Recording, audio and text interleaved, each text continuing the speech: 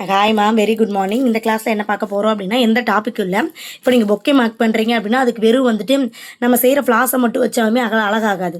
அதுக்கு நிறைய extra item add பண்ணணும். அதை பற்றி தான் என்னென்னு பார்க்க போகிறோம். எப்பவும் போல தான் இந்த மாதிரி ஒரு பென் எடுத்துக்கோங்க. எடுத்துகிட்டு ஸ்டார்டிங்கில் எக்ஸ்ட்ரா விடுவோம்ல, அதெல்லாம் எதுவுமே தேவையில்லை.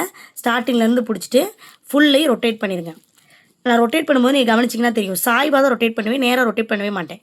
ஓகேங்களா?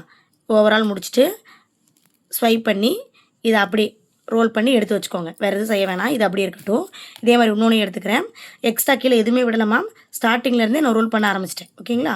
ஸ்டார்டிங்லேருந்தே ரோல் பண்ணுங்கள்.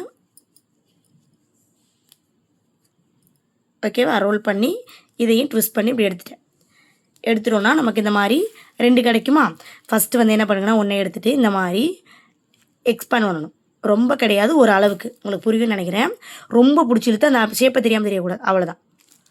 ஓகேங்களா? இப்போ இது 2 என்ன பண்ணணும் அப்படின்னா, ஒன்றுக்கு மேலே ஒன்று வச்சு நம்ம ரொட்டேட் பண்ணணும்.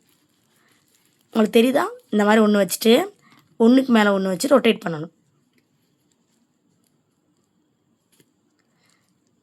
அந்த கேப் இருக்குல்ல மேம், அந்த கேப்லலாம்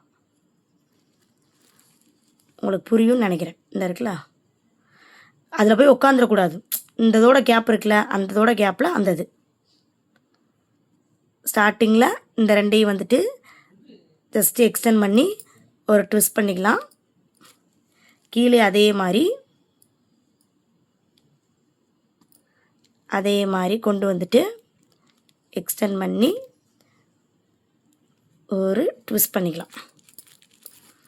இது எல்லாமே ஆக்சுவலாக வந்துட்டு இது நம்ம எதுவுமே செய்ய போகிறதில்ல. மேலே அந்த ஒவ்வொரு லேயராக வைப்போம்ல, அதுக்கு ஆட் பண்ணுறதுக்கான ஒரு விஷயம்.